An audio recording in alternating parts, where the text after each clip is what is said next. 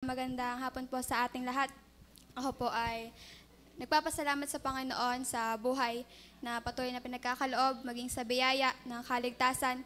Tunay na biyaya nga po ang maligtas. At ako po ay nagpapasalamat sa Panginoon na yun, nakakapagpatuloy pa maging sa mga ministry na nagagampanan pa nga sa kanya pong biyaya.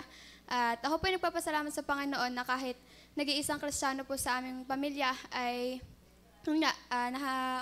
kikitaan pa rin ang pagpapatuloy na tunay na biyaya lamang ng Panginoon ang lahat. At ako ay nagpapasalamat sa Panginoon sa school. Lagi naman. Ako po nagpapasalamat dahil ako po ay ngayon, nahihirapan po ako sa topic po namin sa AP. Kasi ang topic po namin is about gender equality. So may kasama na po siyang LGBTQ+, minus divide, gano'n.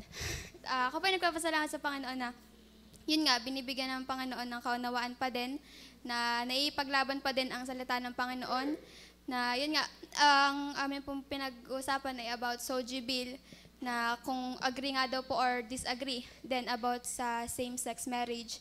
Pero ako nagpapasalamat sa Panginoon na yun, nasabi ko na hindi po ako agree, pero hindi naman po ibig sabihin nun ay hindi na ako narespeto sa kanila.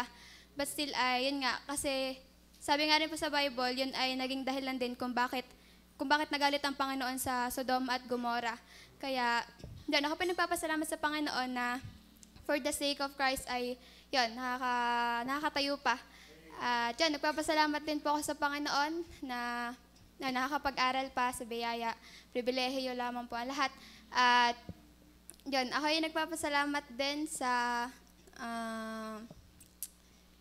pastor. Ako ay nagpapasalamat sa pastor dahil tunay na biyaya nga rin po ang buhay ng ating pastor. Nakakapagpatuloy din na napakaganda ring example po sa atin bilang mananampalataya.